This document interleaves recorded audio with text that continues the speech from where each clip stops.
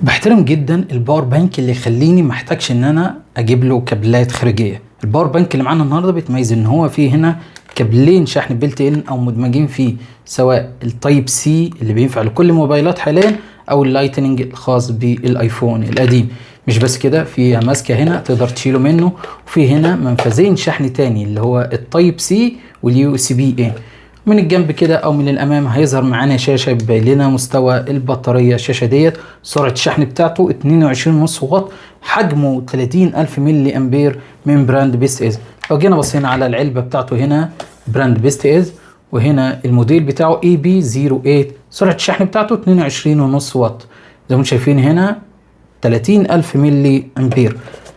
دي اهم المواصفات بتاعته، فيها الباور ديليفري كوالكوم 3، شاشه، كابل بيلت ان. كانت تجربتي ليه ممتازه، نقدر نقول عشان هو 30,000 ملي امبير ف يعني حجمه كبير شويه وتقيل. لو جينا قارناه مع الموبايل فده حجمه، ملاحظين شايفين كده يا جماعه. لكن فكره ان يكون في كابل بيلت ان فدي حاجه كويسه جدا. نجرب نشحن، واجيب لنا سوبر تشارج زي ما شايفين كده.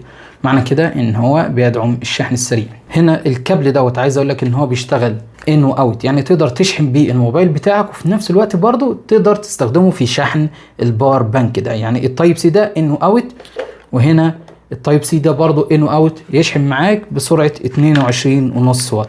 اليو اس بي اي ده بيكون اوت بس. طبعا الماسكه ديت فكرتها حلوه، من الجلد والماتيريال بتاعته من البلاستيك، حاجه كويسه جدا. لو عايز تشتري المنتج ده من براند بيست ايز فانا سايب لك الروابط بتاعته اسفل الفيديو.